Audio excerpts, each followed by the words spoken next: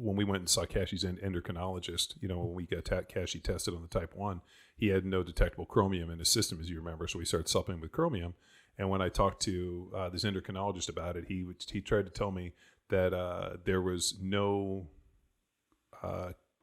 basically definitive research that supported chromium deficiency for thyroid function and for basically the idea that unless chromium is present, glucose can't enter the cell, kind of a deal, and like insulin. And I was like, as I'm sitting there, I'm basically just Googled it and like PubMed. I mean, there's fucking right. I mean, In 2 seconds, you find it right in his office. Yeah. Yeah, and it was kind of like, I mean, so I think the problem is that people go to these conventional, or when I say conventional, go to a Western trained medical doctor, and I think part of the reason that I've always gravitated towards you is that you're not an MD, you're a research scientist, you're a PhD, and MDs work for you.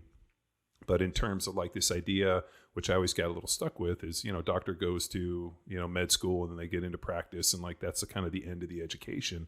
Whereas you're in a kind of a different side where you're constantly pushing this idea of like research and education.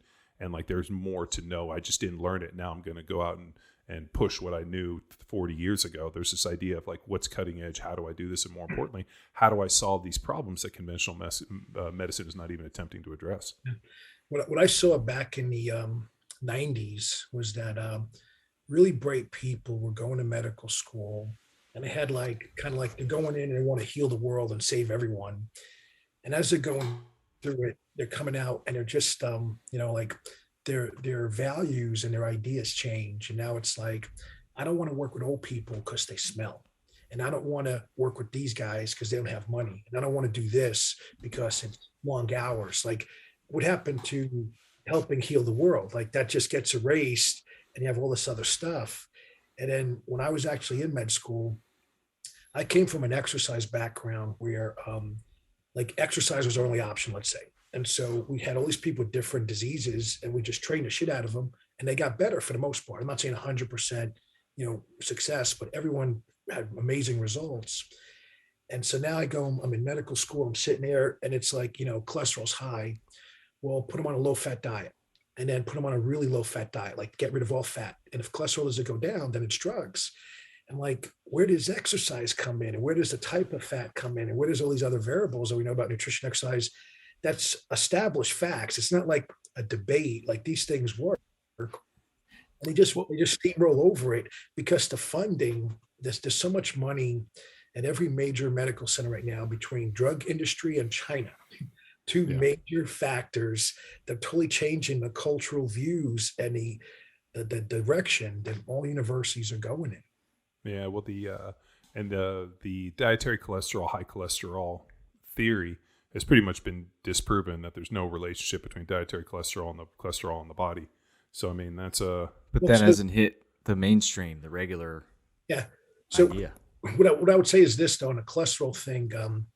So it used to be 240 and above was considered high, right? And then I don't remember the exact year, but the National Heart, Lung, and Blood Institute came out, lowered that to like 200, and they kept pushing it down. And it came out that all these board members were receiving money from drug industry, and they all had heart attacks. Well, but it would make it so that those simple changes would result in billions of dollars of revenue for these guys. And while they lowered, all this cholesterol, it didn't translate out. But if they were to measure oxidized LDL, and for the people that had oxidized LDL cholesterol, they would have definitely seen that there's a relationship that way. So one of the problems with total cholesterol is you don't know what form it is, if it's been oxidized or not. It has to be oxidized in order to stick and clump together. If it's not oxidized, it's not really that damaging.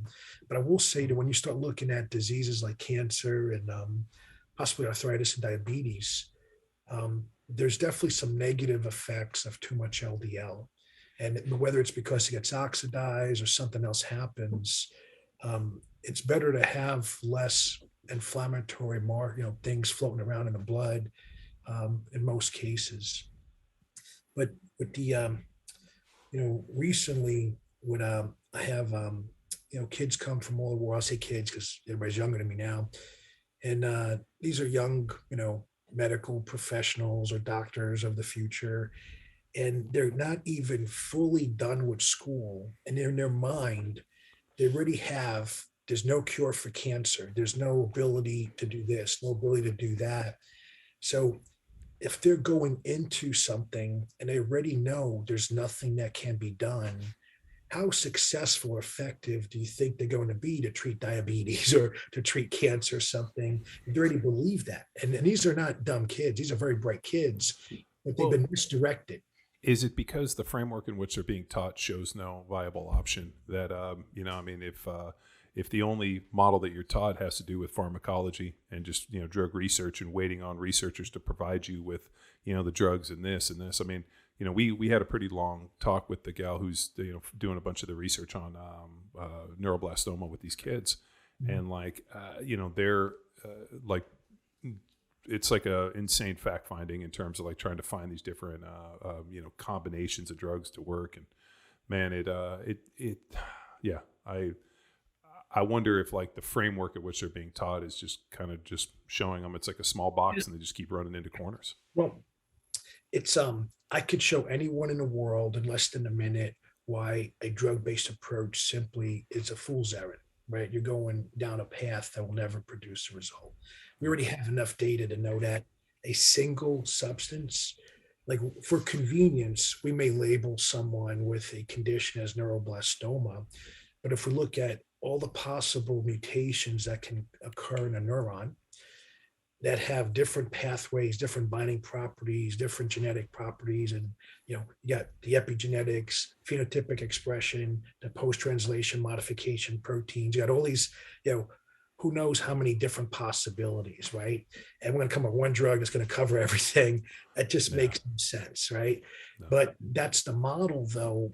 When you're in that sort of arena, your message is that we're working on a cure and we're going to have that one thing. And there's a lot of empirical evidence is like your joints hurt and you took some Celebrex and your joint pain is better. Like you don't feel pain, or you got a shot of cortisone, you took prednisone and dexamethasone. You could take anyone and in seconds to minutes, maybe an hour, they're going to be pain free. So through life, they're conditioned to think, oh, a drug can solve my problem. Now they're not doing electron microscopy, of the cartilage to see that it's still degenerating while you have no pain. Yeah, you're just putting a piece of like a sticker over the check engine light.